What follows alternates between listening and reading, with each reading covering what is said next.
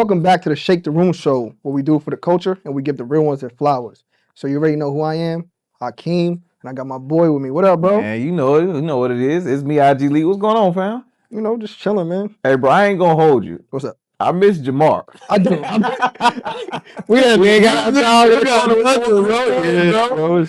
It's trash, tragic. Shout out to my man Jamal, man. You know what I'm saying? Too easy, Lee. What up, baby? Yeah. You know, we give you smoke, but no, I'm cooler, man. What's good?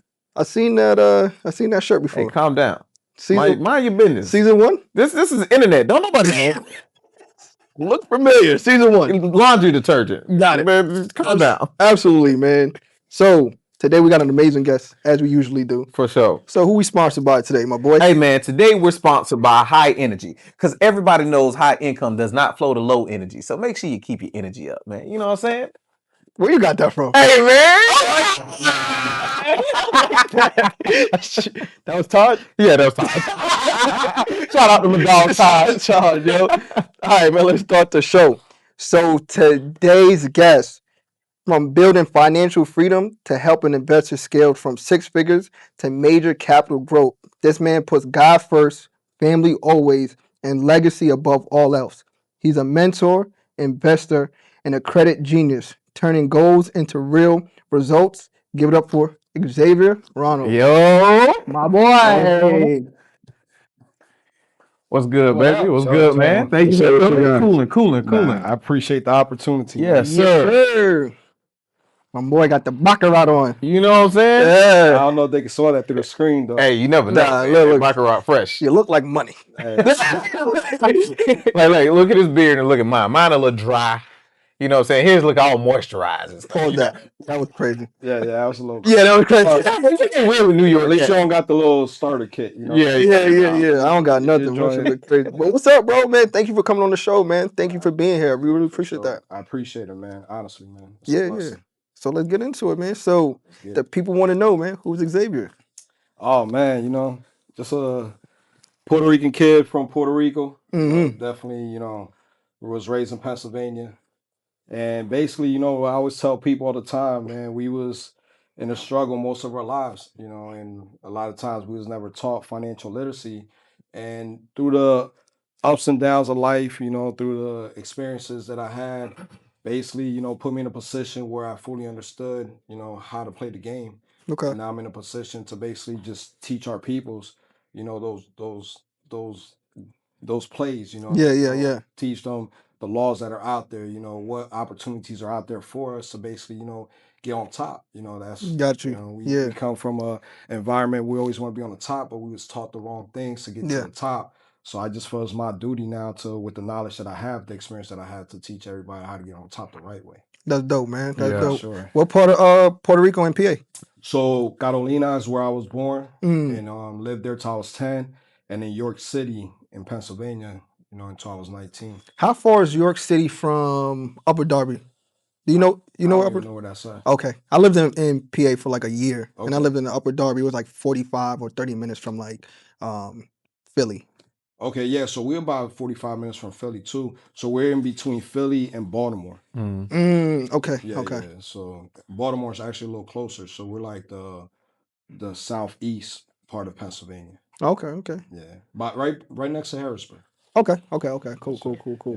Man, I know we're gonna get into it, but you said something already, bro, that stood out. You say teach people how to play the game. And it's funny because everybody get, you come out of school, you know how to spend money and whatever, but you make money, but people you can't win at a game that you don't know the rules to. And a lot of people, we think we know the rules to money, but we just know one part of it. I know how I go to work and I make it, and I know how to spend it. You know what I'm Right. saying? But there's so many different layers. So when you just said that, I was like, yeah, that's you got to know the rules to the game. I mean, you do, because I'll be honest with you, a lot of us, including myself, when I started making money and I thought that I knew the rules, we, in our culture, it's easy to try to show that we made it. Absolutely. Yeah. We want to show that we made Yep. it. So how do we do that with the designer, the jewelry, Right. the clothes, our image, Right.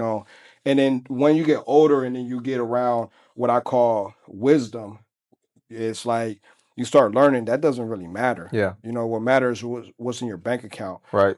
Because Most of those liabilities anyway. it's true. And then you're spending $1,200 on a pair of sneakers, but you haven't invested $1,200 Right. into a bond or something like in that real estate. Mhm. And so we a lot of times we're hustling backwards, and we don't even know we're still in the rat race. So Yeah. I tell people sometimes you're rich broke. Yeah. Yeah. Like you making money, but you're spending the same amount or probably even more sometimes, putting yourself in debt. So it doesn't matter if you're making 100,000 a year or even $1 million a year. If you're spending most of it, you're hustling backwards. Absolutely. And that's not what we're taught. So what we want to do is we want to teach our people. It's like, hey, look, when you go out there, stop being hood rich. Go out there and really create investments, create assets, so that way you can pay for your lifestyle. So don't get me wrong, I'm gonna be fresh to death. Yeah. Right. Well, Bill Gates doesn't wear a Gucci belt. Well, X does. Yeah. And I always will, Yeah. But it's because now I understand Right. how to live a certain lifestyle, but I have certain assets that are going to create that lifestyle for me. Right. Where I'm not constantly chasing the money to keep up with this lifestyle. Right. So I'm no longer trying to look rich and being broke. And now I'm becoming wealthy. Right. And Yeah. still looking good. Right. I'm gonna need you to talk to my scammer friends because they don't listen to me, man. Oh, they make it and lose, they got to make it again. Yeah. Kid, let me ask you a question. What was do you remember the turning point for you when you realized that either you weren't doing something right or the people around you weren't doing it right and you wanted to figure out how to make money work for you? Oh man, so I can answer that question several different ways, right? So coming from Puerto Rico and Pennsylvania, coming from a certain family, and we're just going to keep everything 100, right? Right. Yeah. Very transparent. My family belongs to a certain organization. You guys will figure that out later on. But I was born into a certain lifestyle where the power was there, the money was there. We were good, but during my life, I had a son at an early age. I was 18 when my son was born. Shout out to little X. But I remember one day his mom told me, I came into the house and his mom was like, "Hey X, what would you like me to tell our son the day you don't come home?" That was it. That struck the You know, nerve.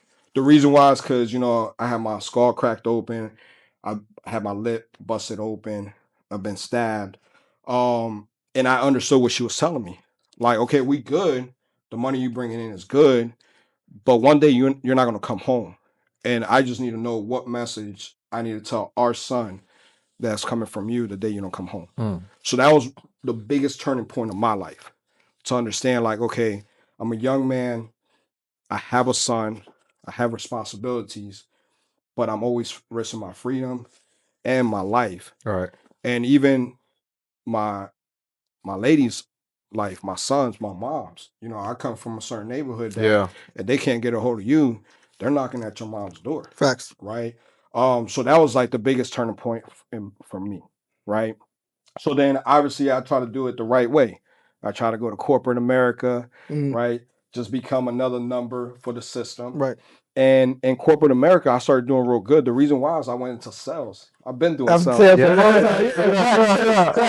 years old.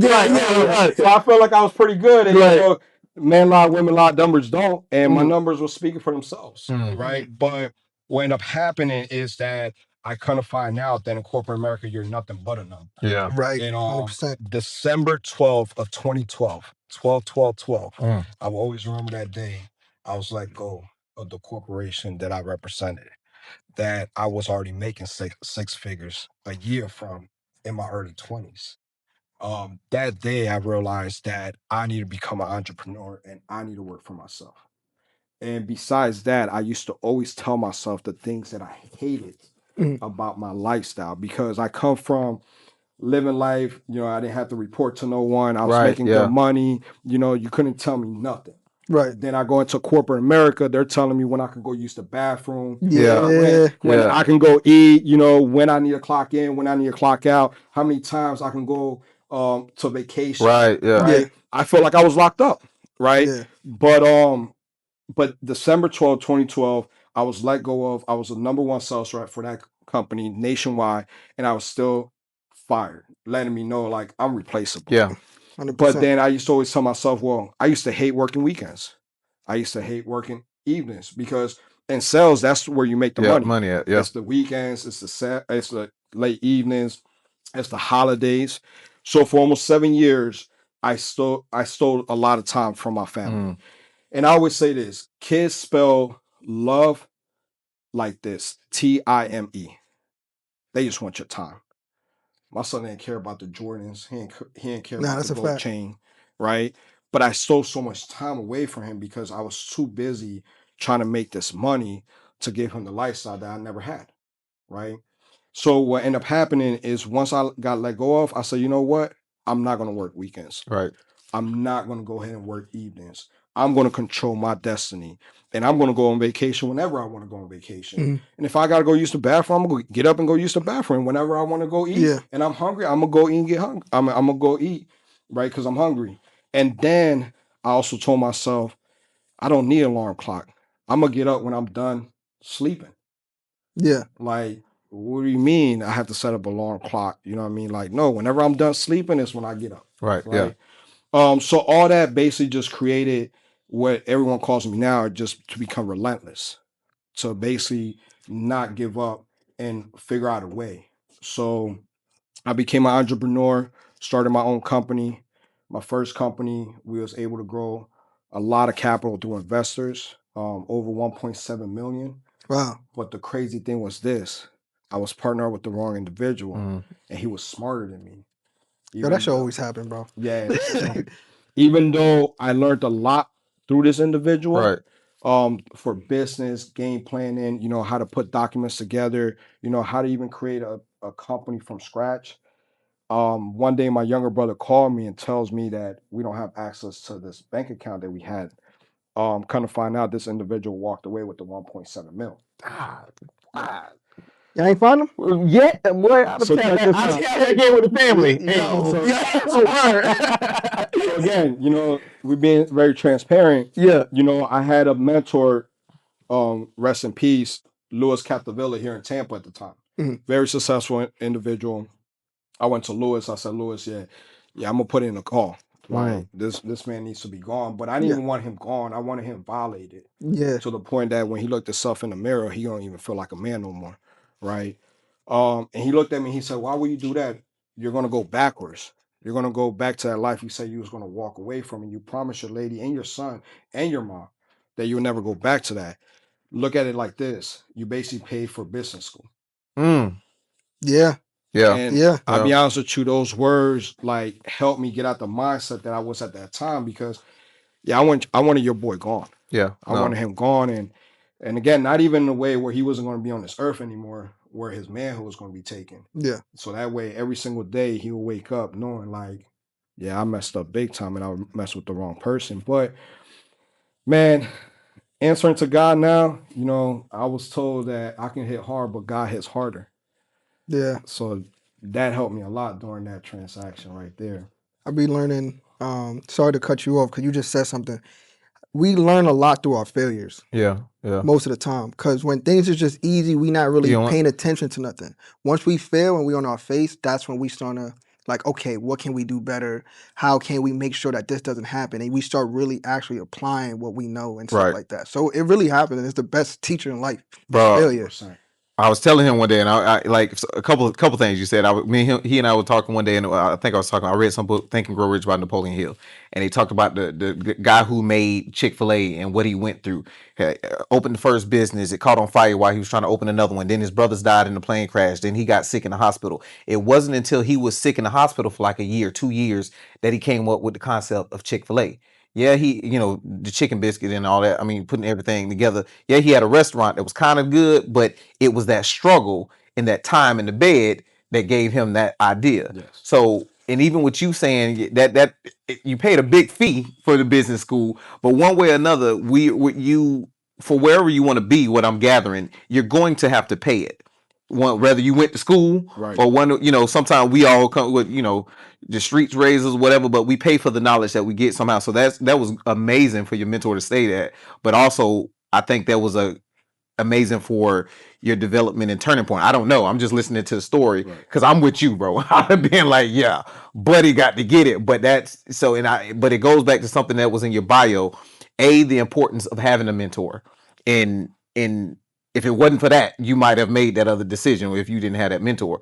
So if you didn't have another question, Now go ahead. I wanted to ask you about you and your mentorship and how you go about, mentoring people, because it's big. I think a lot of us, as maybe possibly some of us as men, don't understand the importance of having someone else to mentor you. Yeah. I mean, so a mentor to me is your most valuable key when it comes to success, right? The reason why is because I always tell people it's okay to be a copycat, just copy the right cat. Because the reason is they're going to show you the shortcuts. They went through all the failures. They went through, the situations, the experience, and now all they're doing is holding your hand and walking you down a path that you want to go down. But they're letting you know, hey, this is what's going to come up, or this is how you can avoid this situation, and basically just speeds up that success for you, right? Right. Success loves speed. I feel with a mentor, that speed is definitely there for you. Mm. And then for me personally, when it comes to mentorship, I mentor a lot of individuals. For the last 7 years, almost 8 years, it's probably been a little bit over 1,000 individuals that I have mentored Wow. nationwide. And I think the most important factor when it comes to mentorship is the spiritual. Mm. A lot of people, They missed think that part. Yep. yeah, they want a mentor for the financial part of it, right? Which is cool, Mhm. right? I'm not here to tell you I'm right or wrong, but I feel once you mentor someone or you're looking for a mentor, the steps should be spiritual, physical, spiritual, mental, physical, then financial. Mm. I think if you put those three in order first, the fourth one will automatically come in a way that you don't expect it. Because a lot of people are chasing the money. And what happens when you chase something? It runs away from you, Yeah. right? Versus becoming that individual where it attracts the money. Right. You become more valuable. How do you do that? Your spiritual walk. How do you do that? Mental. You're reading books, like the book you just mentioned. And then physical, like how committed are you and dedicated are you to yourself, to your Right. temple that God created? Once you master those three, it's It's an like alignment. yeah, and Mhm. it's like you become this magnet for money. Yeah. Like people are attracted to you, people like you better. You inspire other individuals. They're like, man, if he did it, I could do it. If he came from this background or this type of family, and this is what he's doing now, then I could do it. And then it opened up their minds to other ideas, to businesses, and that's when the money comes in. But a mentor is definitely very important. Highly, highly recommend it. And a lot of people, coming from our background are scared to just invest in someone else because we're always taught not to trust the next man. Yeah. Mhm. So it's very hard when you're like, hey, hold on, I got to pay this person X amount of money Right. so they can teach me something. That Bro, was That was something I was going to bring up too. Like you see it more in the poorer communities, right? The value of money and how we were taught it, right? Like, what do you say is some of the things that you see all the time that you wish that you can change when it comes to the lower class communities? oh man, I just think the broke mindset needs to change. Yeah. One of the things I just mentioned is, trusting someone else with your money. Hmm. Finding someone that basically have mastered the game or even an accountant that can help you, take that money and put in where it needs to be and help you when it comes to the taxes. But with the poor community, it's they're afraid. They're afraid because they work so hard for a certain dollar amount for them to just invest it into And they don't, something. they can't see it See it. right Yeah. away. Right. Yeah. Yeah. See it right away. They don't understand the return on investment, Right. Mhm. right? They want to see it. It's almost like a lottery. Like, hey, I want to know if I put X amount of money here, right away I'm gonna see 10 times Right. the amount. Right. Where the wealthy will teach you if you see 10% in a year, that's a great investment. But who's gonna take $1,000 and put it away to only make $100 at the end Yeah. of the year? So it's that broke mindset that they don't understand the numbers and they Yeah. don't understand the importance of long term versus the poor community is always looking for that short term come up. Got you. What made you get into the credit game? Man, it was crazy how I got into the credit game. I was introduced to network marketing at one point. Hmm. About 8 years ago, I was introduced to network marketing. I didn't even know it was network marketing. Okay. One of my good friends hit me up. You know what I mean? He's already seen multiple seven figures, and he's like, "Hey, X, I got this play for you. Basically, where we're teaching financial literacy, helping people fix their credit, and then you also get paid to build organizations, you start creating residual income. That's when I learned about residual Using income. Gotcha. Yeah. Put the work in one time and constantly getting paid for it. Yeah. He's like the Michael Jackson example. He made a song one time and he's constantly getting paid, even though he's dead now. He's still getting paid for it. Yeah. So basically, what ended up happening is at that time I was really focusing on growing the actual organization, because coming from sales, I always looked at comp plans like, how do I maximize this comp plan? You know what I mean? How do I make it worth my while? So I'm like, look, I'm not gonna go put the work in. You know what I'm saying? I'm just gonna go recruit all these people, let them put the work in. Yeah. I'm gonna get paid for it. Because the first documented billionaire indicated that he would rather use 1% of 100 people versus 100% of his own effort. So I was like, well, let me just go build this organization, right? Yeah. And we did. In 2 years, I had over 10,000 people in my organization. We was generating 1.3 million a month in business for this company. And that's when I started making my first 7 figures. Y'all hiring? You missed the point. You missed the whole chapter. We'll get you 10 people and get 1% out of them. Right. So now listen to this, right?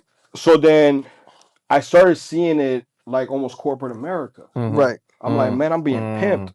I'm bringing you guys over 1.3 million every 30 days in business, and you guys only pay me 7 figures a year, which it was a blessing. Right.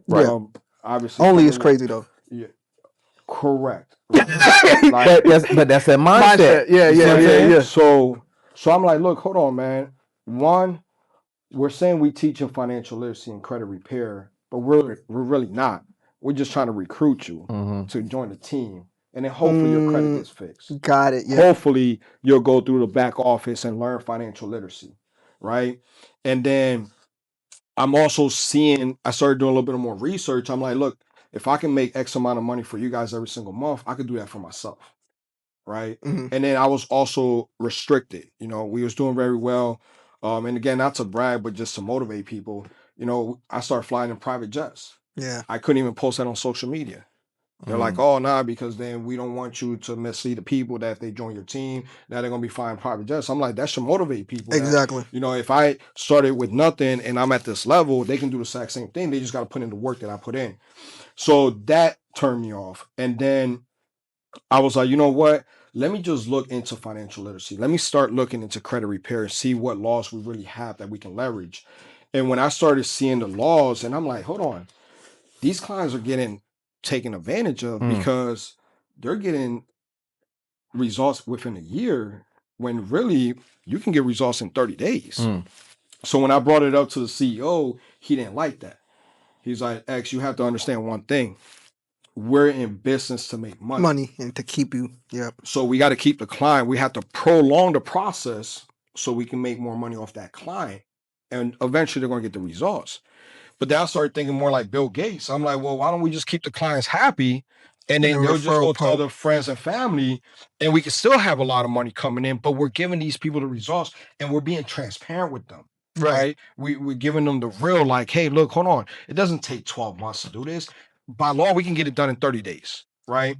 So I resigned. I resigned as a senior vice president of that company, making 7 figures. At this time, I already retired both my parents, bought them a house. So I had all these financial responsibilities that I'm like, look, I'm about to take a big leap of faith. You know what I mean? But I did, and that's when I really got into credit repair and started learning financial literacy. That's when I really started learning about the Fair Credit Reporting Act of 1971, the consumers laws, the CFPB, the FTC. And then I started leveraging that and really helping my clients get results. And here we are today, like going state to state, city to city on stages, teaching our people what their rights are and how to leverage them. Man. That's fire. Yeah. Nah, I commend you for that, man, because one thing, a lot of people don't know the importance of credit. They just see a number, they don't really know how to utilize it, they don't know how to leverage it and stuff like that. So for you to do that is amazing. You know what I mean? Because we really don't know how big important credit is. So for someone, just for the audience, for people who have credit scores maybe under 600, let's just say, right? What is the first thing that you would tell them and how to help them? Oh man, there's a couple different steps. The biggest thing is make your payments on time, man. That's 35% of your credit score. the biggest piece of the pie. There's 5 credit factors. That is the largest. The second thing is, if you have credit cards, keep them under 30% of usage. Anything over 30% every single month is going to ding your credit score.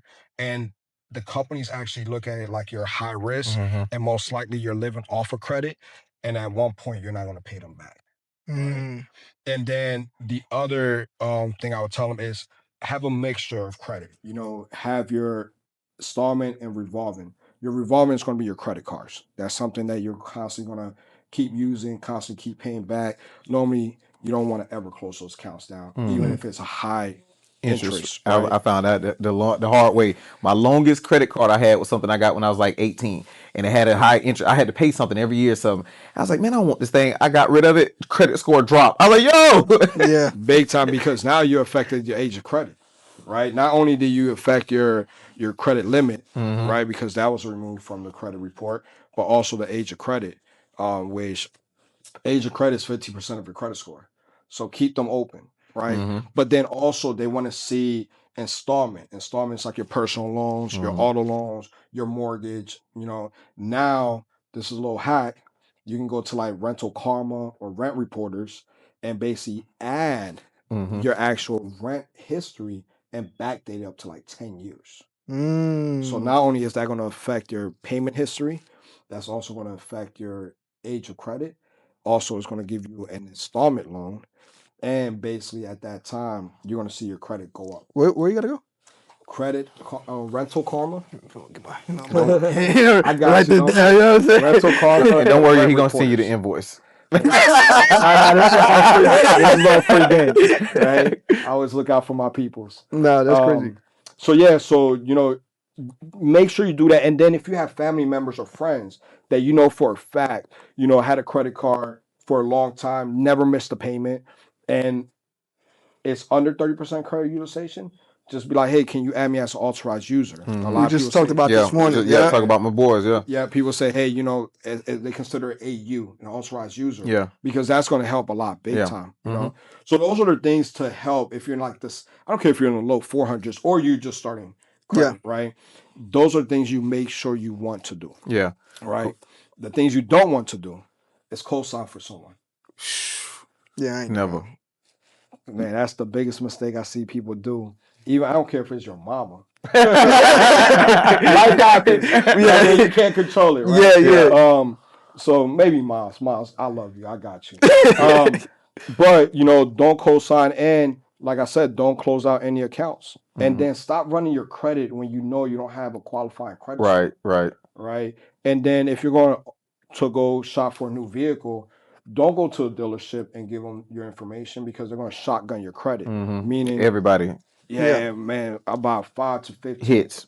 I just learned away. Yeah. like Affirm and Klarna and all those apps, they do a credit pull too. I didn't know that. Yeah. Did you know that? What apps? Oh, well, you don't shop for shit, so you good. Off the rack. Man. Yeah, they're definitely doing a hard inquiry. Yeah. They be like, oh, it's a soft inquiry. Get the hell out of here. Is there even such thing as a soft inquiry for real? There is. It is okay. Yeah. Man, listen, X, man, I gotta tell you. So a couple things, bro. You blowing my mind right now, but you essentially freed yourself from corporate prison twice. One time by getting let go, and then the next time you decided to make that decision. And when I say corporate prison, because you said a couple of things that I was like, I ain't never been to prison, but I'm like, it sounds like prison. Like when you think about work, I got to ask for time off. I got to go to the bathroom, this and that. And a lot of us get caught up in that rat race with that corporate prison for the carrot they hang over us. You took a chance. You freed yourself from that corporate prison. And I know we're talking about money and credit, but you gave yourself back the most important asset. And you talked about it earlier and about your son and his time. And essentially these jobs, most of these companies that might pay us a lot of money, they're taking away the one asset we can't get back, which is time. So I want to know, how did it feel? How does it feel to have more control over your time now that you're an entrepreneur and you make decisions with what you do with your time? Yeah, I mean, it's a blessing. I say it's priceless, right? The reason why is because I'm pretty sure you guys heard this before, right? When there's a man and he's taking his last breath in his bed, and God comes down and say, hey, what is it that you would like more of? He was like, well, It wasn't a faster car. It Mhm. wasn't a bigger house. It wasn't a sexier female. It was more time with his loved ones. So I remember hearing that and seeing that, and I said, you know what? At the end of the day, that's so true. We get caught up. Like my parents, all they did was work factory. We never got to see them. I love my parents. I was blessed to even have a father in my household. But I was like, you know what? I'm going to work hard, which in the beginning, sometimes you have to steal You time still going? Yeah, from your loved yeah, ones, but yeah. you have to communicate that with them. Mm-hmm. Hey, for Right. next year, 2 years, 3 years, I might miss birthdays. I might miss some holidays. I might be working and grinding 24/7, but this is where we're going to be at eventually. Now that we crossed that bridge and that's where we're at today, it's the biggest blessing. And again, it's priceless. People say, hey, X, how do you walk away from a 7-figure position a year? You're considered a millionaire, Yeah. right? Like, I'm like, because if you knew the time that I had to spend and be away from my family, Wasn't worth it. it wasn't worth it. Hmm. And I tell people this example all the time. Like people are like, oh nah, X, I would have done it. Because I wanted the penthouse, I wanted the AMG, I wanted the Rolex, I wanted to retire my parents. Cool. All that is nice to have, right? But I tell people, like, let me explain it to you this way. If I gave you $100 million and put it on top of a building, and I put you on another building side by side, and I put this tightrope connected to each building, will you go? Will you walk this tightrope to get to the $100 million, knowing there's a very high chance you're going to fall and die? Mm-hmm. A lot of people are going to say, no, I wouldn't take that chance. Mm-hmm. I'm not going to try Right. to walk this tightrope for $100 million. I know I'm going to die. Mm-hmm. But I'm like, okay, great. Now, if I took your family, your loved ones, and put them in that exact same building where the $100 million was at, and I put you at the exact same building you were at before, and I put that tightrope, but I lit this building on fire where your family was at, will you get across that tightrope? Absolutely. 100%. You want to figure it out. So I tell people at that time, it's not about the money. Yeah. It's about the time that you can spend with those loved ones. And I'm at the point now where I'll hire more and more people to do the work that I need to do to spend more time with my loved ones. Right. So I'm buying my time back. And then that investment you made with your time, and it's still something that you can pass off to your kids. You can't pass the corporate business off to your kids, but No. your corporate business or whatever you create, Yes. you can pass it off, Yes. and they be like, "Hey, this is wealth that y'all can do what y'all please with." So that's great, and I love the analogy with the builder, man. I love that analogy. You about to use it, huh? Huh? You about Oh, to you take know it? me, I'm Yeah. sponge. It's definitely Next- getting regurgitated next- somewhere. next Thank you. episode. Next episode sponsored by Xavier. So it's okay to be a copycat. I'll be the right one. You know what I'm saying? So the one thing that I want to definitely talk about is you mentioned a lot, which is your faith. You know what I'm saying? Yes. And that seems like it's a big piece of you. So how does your faith help you transition in your day to day and everything you do with your business? Oh man, my faith, bro. My faith is what kept me alive several times, from the streets, to business, to relationships. So with my faith, every morning I wake up, that's the first thing I had to touch on, right? And a lot of people are like, "Hey, I gotta read my Bible." Cool. Like, I'm not saying that's right or wrong, Right. but what I do is I really get on my knees and I speak to God. Mm. I try to hear Him. Sometimes I just get on my knees and don't say nothing, just try to listen to what He has to say. Mm-hmm. And there's other times where I'm just thanking Him for everything. Right. And then there's other times where I'm letting Him know exactly how I feel. And that might not be the nicest things, Yeah. and to tell God, but He's my Father. I had the right to do that.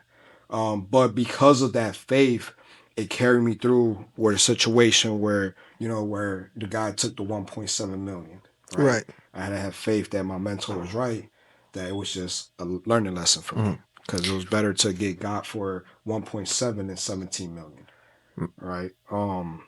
And then, you know, the faith to just believe in myself Absolutely. when people doubted me, and, Yep. coming from where I came from, no one really made it the right way. That I had to be like, yo, God, I know you're out there. I know you're listening to me. I know you're protecting me. I know you're guiding me. And I know you're using me as a vessel to touch other people's lives that basically can relate to me. And during the same situation that I was in before, or, they could say, hey, the way I see it is, I could touch a lot of lives because they can feel the pain that I went through, Mm, and they real recognize is real, absolutely. right? So I feel God has just put this cover over me where it's like, you know what, X, you've been through a lot, but I needed you to go through this because I need you to speak to others It's your testimony. that, bro, if I tell you how many lives I have changed when it comes to like right before they was about to commit suicide or right before they was about to go sell that other break, but now their homeboy just got caught up in doing 17 years. But they're like, damn, Max, like I had this conversation with you and you told me you had this feeling not to go out there. Bro, that's all God. Yeah. So my faith just carries me in every area of my life where it's like it's hard to explain it, but it's there. It's there. And without it, bro, I wouldn't be who I am today. Yeah, man. What I hear you say, man, is like having a personal relationship with God. Because everybody can pray, everybody can pick up that Bible. But I heard my pastor one time say, he was like, "Don't go to hell through the church." He's like, just because you come to church don't mean you have a personal relationship with God. And that's what it sounds like. Sounds like you developed your personal relationship with God, and now everything you touch and everything you do is anointed. So that's amazing, bro. Again, you know what I'm saying? And I You go to church? appreciate it. Huh?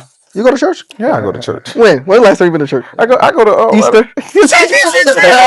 Everybody goes to church. That's just because they trying to look fresh. Right. Now, but I had this real quick, right? Uh, When you talk about personal relation with God, that's exactly what it is. You know, I dislike when people try to be too perfect or they feel like they have to be perfect or they're judging other people because of their walk. Man, look, ain't nobody perfect. You know what I mean? It was Jesus was like the only perfect one that ever walked this earth. Um, but when I speak to God, I speak to him like I'm speaking to my actual father. I'm gonna speak to him with respect, but I'm also gonna speak to him the way I speak, Mm, the way I communicate, hmm right? And I tell this to the people that I mentor, right? Write God a letter. And people are like, well, X, how do I start? I don't know. That's your father. You know what I mean? That's the relationship you have with him. yeah. Just keep it 100. Tell him the good, the bad, and the ugly in this letter, right? Just write a letter to God. You know, tell him how you really feel. And you're gonna tell him all the good things that you've been through that you're grateful for, all the bad things that you went through that you felt he should have been there for you, right? Or he failed you. Like keep it 100. And then you're also going to let him know in that letter, what are you willing to give up? Like before, I used to smoke a lot of weed.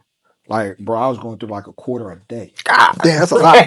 I'm telling you, anybody will tell you, you know, even some people that you know, like, yo, if you smoke with X, it's dog legs. Like, I'm putting like a whole eighth on a blunt. That's So, crazy. Yo. like, Hey, got you zooted over there, bro. like a zombie.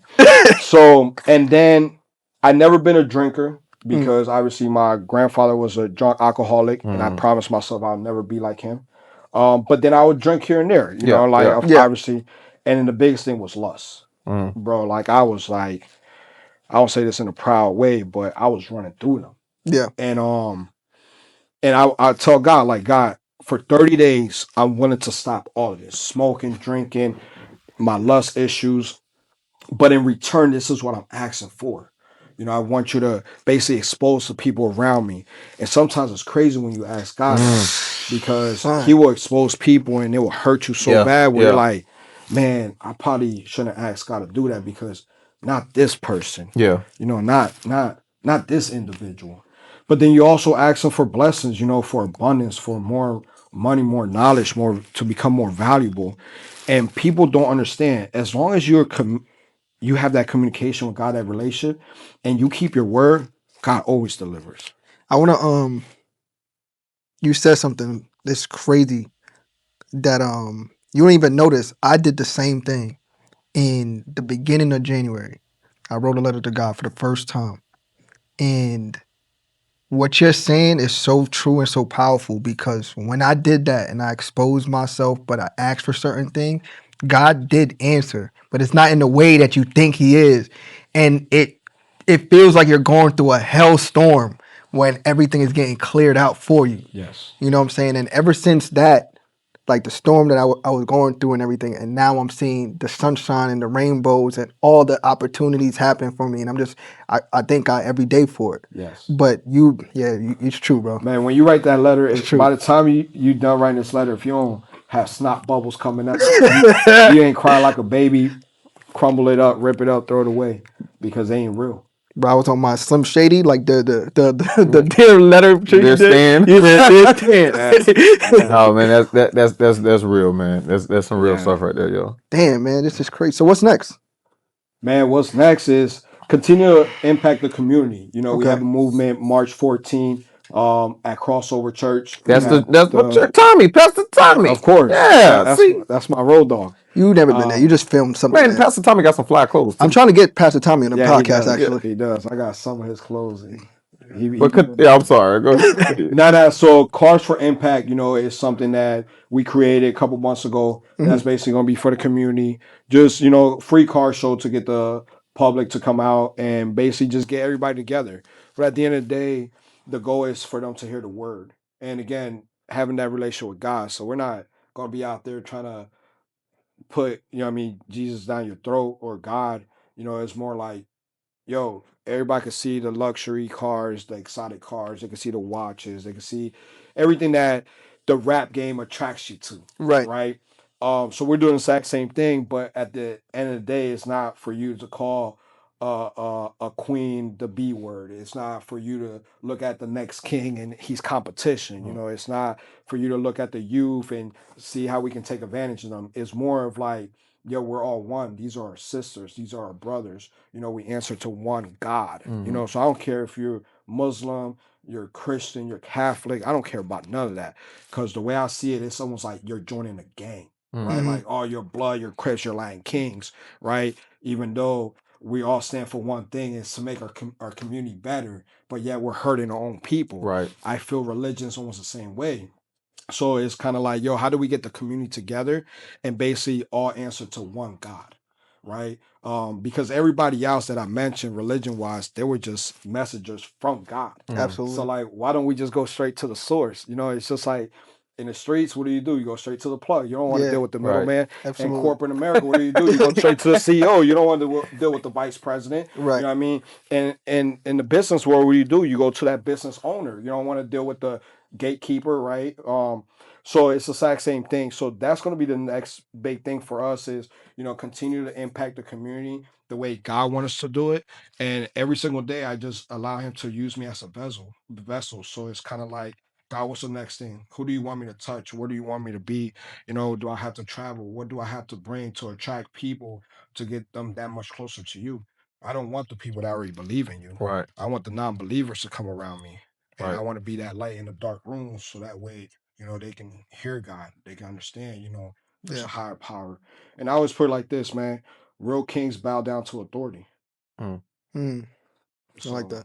You know, I'm gonna use that one. I want it to be more normal. And it's the research showed it's becoming cool again to respect God. Right. Yeah. Right. Like that's awesome. So how do we become part of that movement? Right. And that's where I'm at. Like money wise, of course, I would say money's not everything, but it's up there with oxygen. We need it to survive. Right. Money doesn't buy happiness, but it's a good down payment. Yeah. So of course, I'm riding a Rolls Royce right now. versus a little Honda Civic. Shout out to all my Puerto Ricans, we love them. Oh yeah, with the Right. stereo systems. Yeah, and all yeah, that. yeah. Y'all get crazy. Right. But no, my biggest focus is really how do I impact the community and get people closer and make it cool again to respect each other and carry for each other. And when we're all in a room, no one's better than no one else. We're all kings, we're all Right. queens. Man, I think that's the biggest message you've said today, because definitely in this climate that we have in the world today, I feel we've had the biggest divide ever. And part of it, a large portion of it, is because we've created that distance between us and spirituality and God. And so what you're doing and what you're trying to do, I think that's not only amazing, it's something that's needed more now than ever, man. So thank you, first and foremost. I give you appreciate flowers on that right now, bro. Thank you. I Yeah, appreciate absolutely. That's where I met you too. I met you at the church. Yes. That was like what, last year or something like that. I I remember. believe so. Yeah, like a year or two It's kind of ago. one of those yeah Yeah, moments. Nah, I don't remember. Yeah. No, but I remember. I remember it, right? It's not like Wendy's story. He probably don't really know you, but Shots fired. but no, I remember seeing you at the church, and I remember you was with somebody, and you had your suits and everything, and I was just like, I don't know who that is, but I need to go speak to him. And I remember getting your number and stuff like that, and we kind of like built a relationship from there. And now you here on the show, so thank you for everything that you're doing as well. For real, for real. Man, thank you for again. I think energy travels, man. So that was an energy that you felt that day that led us to this today. Absolutely, So for absolutely. sure. But again, that was going back to our telling people become somebody that's you attract that good energy. Right. Can I one thing before we get into because you said that earlier and I just didn't want to cut you off and I wanted to ask you, like sometimes when you're that beacon, right, you attract that good energy, but you also get those leechers who want to come and get that off of you. How do you see it? Do you spot it? Does your word and your anointing protect you from that? Or how do you deal with that? Because it's people that come around that want to suck that energy out of you but don't mean well. Yeah. So sometimes you feel it, right? But a lot of times you don't. Mm-hmm. Because when you're a giver, you love to give, but when they're takers, they love to take. Right. Right. And it's hard to determine who they are, right? Because at the end of the day, if God put you in a position to be a river of blessings, that's all you're gonna do is continue to bless people. And until you don't really need someone, you don't know if they're really there for you, right? So a lot of times people always tell me, like even my mom sometimes, like, X, you're over here trying to save the world, you're over here being nice to everybody, but understand not everybody's meant to be helped. And I was like, Mom, you're right, but they don't come to me with a sign on their forehead, Right. letting me know what their real intentions are. Right. But I can't stop being who I am, right? And I see it this way. For the people that do leech on me, people that do take advantage of me, God sees that even though I might not, but God some way, somehow will still protect me, short term or long term, and God will still bless me because I'm still doing the right thing, right? And so I tell people all the time, man, just go out there and help as many people as you can, regardless if it's for their own benefit and in the long run it might hurt you, but it will make you a stronger person and it will allow you to peep game. Like Yeah. a lot of us understand, like you got the street knowledge because you've been crossed over so many times. Yeah. Or you've seen people get crossed over where you're like, okay, I know that's a stick up boy. Like I Yeah. already know what's about to happen, right? It's the exact same thing when you're blessing other people. Like you don't know if that person's like a stick up, like I want to take all your blessings away from you. But when you have your faith, bro, you're protected no matter what. Untouchable. Yeah. So it's like I tell people, like, don't stop being you. Go out there and touch as many people as you can. And at the end of the day, let God deal with everything else. I like it. Man, you got Lee Appreciate stuck. that, man. He Hey, can't I even mean, say I'm nothing. on. Man, this is, You know what I'm saying? No, I'm waiting to know, man. nah, this shit, is good, Yeah. man. Hey, so we're going to transition to this game called Shake Test. So we're going to ask you rapid fire questions, and you're just going to answer. All right? Let's run it. Damn. I missed Jamal. I missed I know. the We got theme music. Man. You know, No, it's all good. Are you ready? You know what I'm saying? All right. Bad credit or bad habits? Bad habits. All right. Structure or hustle? You need both. Now you got to pick one. Let's do structure. Okay. All All right. right. Bad Bunny or Daddy Yankee? Man, Bad Bunny. All right. Okay. All right.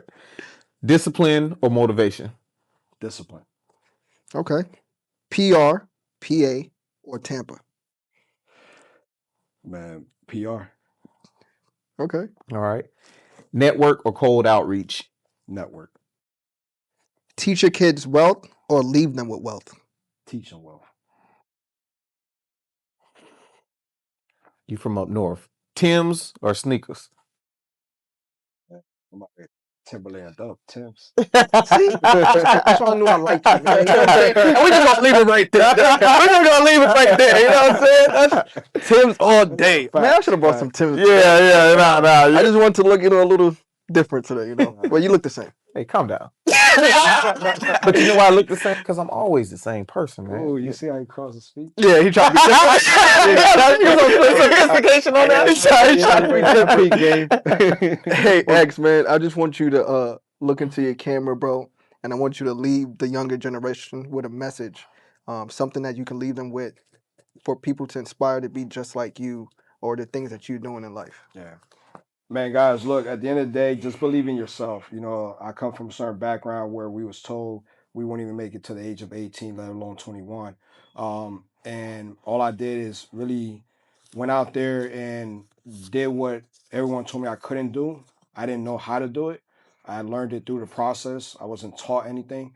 But I always tell people at the end of the day, the biggest teacher in life is life itself. So go out there, believe in yourself, keep that faith up. You know, sometimes you got to cut off loved ones, those close friends, they might be holding you back. But I promise you, in the long run, if they're really your peoples, they're going to come back around. And if you really love them, you're going to come back around for them as well. So just go out there and make it happen. You know, be relentless, don't stop, and write down your goals. I tell people at the end of the day, if you don't have goals, then what you really doing every single day you wake up. And if your goals don't make you cry, and we always say if your why doesn't make you cry, then why are you really doing this? So go out there, make it happen, believe in yourself. I believe in you. Let's get it. I like it. And where You can know they what I'm find you saying? on social? Social media on the Instagram is going to be real REAL Xavier XAVIER Marrero MARRERO. Make sure it has the blue check mark. There's a lot of people using my name in my pictures. Don't get scammed by them, and I would never DM you. So that's going to be for Instagram. Facebook is just going to be the first name, last name, Xavier Marrero. Besides that, you can check out my website at relentlesscreditbuilder.com. And that's about it. You know, feel free to reach out to me even through text. You know, hit up my business number 813-610-9296. Hit credit, mentor, whatever you feel. You know, I love speaking to people, even if it's through a spiritual. And no, I'm not doing this to try to get paid from you. I'm really doing this to try to help you. Man, you came with your number and For- everything. for the Boy, that people, boy was man. prepared, Yeah. boy. For sure. Yeah, Man. So I just since we all cool and everything now, and For some sure. saying like we friends and everything. So I usually just want to leave you with this. Like, what do you think of a Shake the Room collab with Xavier doing something with the Lambos or something like that? What do you think about that? I mean, I'm always open to it. That's what I'm talking about, bro. Yeah. You got you on camera. What time is it? 39. We'll bring it back. Right. Nah. But so since we are on camera, I just make this real clear. The Lambos, those are more PG Lux. You know, that's a brother to me. And then same thing, he's not my competition, so I'm always promoting his business. Absolutely. Of course, we have access to them. But of course, that's my brother. So if I tell him let's rock with something, he gonna rock with it. Let's He do it, believes man. in me. Let's So, do it, man. Listen, amazing episode. Thank you for stopping by to the show, bro. You brought a sure. lot of knowledge. I'm about to go look at my credit history. I'm about to go fix a couple things, you know what I'm saying? yeah, And definitely tap in with you, bro. Always. And you already know you're a brother to me. appreciate Whatever that. you need from me in the show, bro, is consider it done, man. Nah, and I appreciate that, man. For sure. Hey, my guy. And always, you know, anytime, you know, you need access to some capital, man, that's what we do as well. You know, not just the credit building or the credit repair. It's basically, you know, giving our people access to the capital. A lot of people don't know that by law, every branch has to give out X amount of money to a new business, and we take full advantage of that. Yep. Definitely gonna talk to you after this. Definitely. For sure. Definitely. No, my guy, just want to say thank you, bro, for coming over here, dropping the gems. Not only the gems, man, dropping the blessings, the word, man. A lot of people don't do enough of that.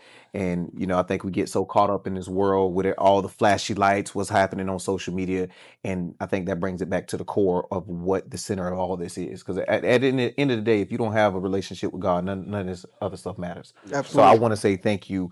I know a lot of times we up here hyper funny and all this. I really enjoyed this episode because we got to really, you know, have a real good conversation, man. yeah, So yeah. just thank you for bringing all that, man. I appreciate you so much, man. And I appreciate for you guys letting me be on this platform, man. I Yeah. love speaking about this. It's my passion, man. We could be here for another 2 hours. Absolutely. Absolutely, man. I do appreciate it, man. Absolutely.